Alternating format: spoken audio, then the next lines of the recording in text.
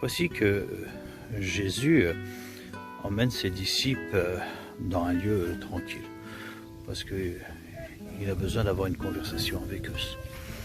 Là, il veut leur expliquer le calvaire de la croix, comment ça va se passer pour Jésus.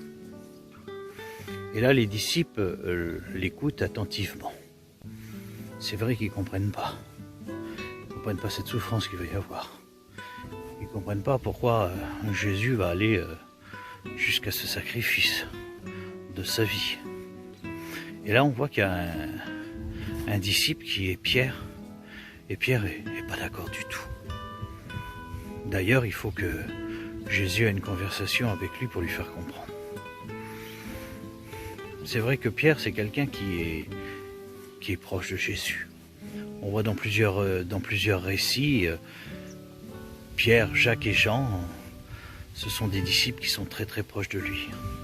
Et voilà que 6 jours se passent.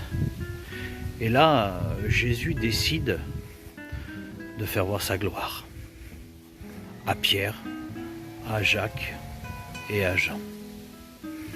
Et là, ils partent tous les 4.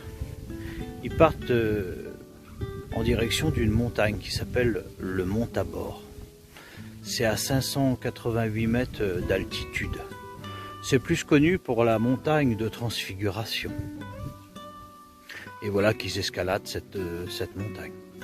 Et quand ils sont en haut, ils se mettent en prière. Et quand ils se mettent en prière, les disciples regardent Jésus et voient la transfiguration sur son visage. Son visage est lumineux comme le soleil. Son vêtement est d'un blanc immaculé. Et là, ils voient la gloire sur le maître. Et là, ils s'aperçoivent qu'il y a 2 personnes qui arrivent. Ils sont censés pas les connaître. Et pourtant, ils les reconnaissent. Ils voient que c'est Moïse et Élie. Et ils sont en train de discuter avec Jésus.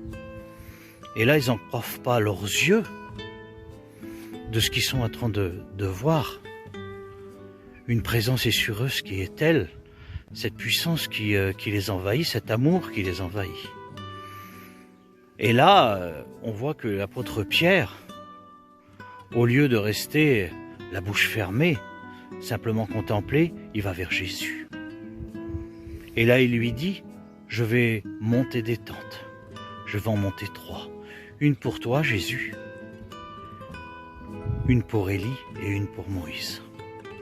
Et à ce moment-là, une nuée arrive sur eux.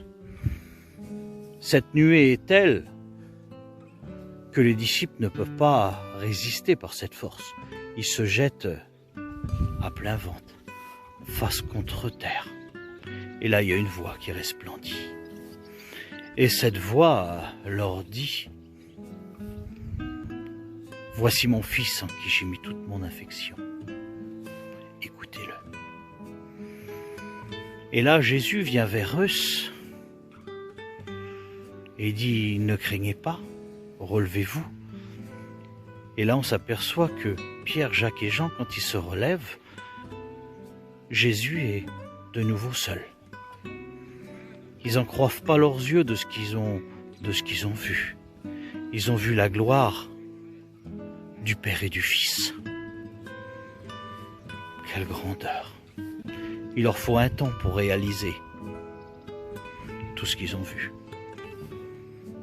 Et après, ils décident avec Jésus de descendre. Et Jésus leur dit quelque chose. Il leur dit, ce que vous avez vu, vous n'en parlerez à personne. Si tu veux retrouver ce récit, tu regardes dans Matthieu, chapitre 16 et aussi chapitre 17. Et en travers ça, je te dis, bonne lecture.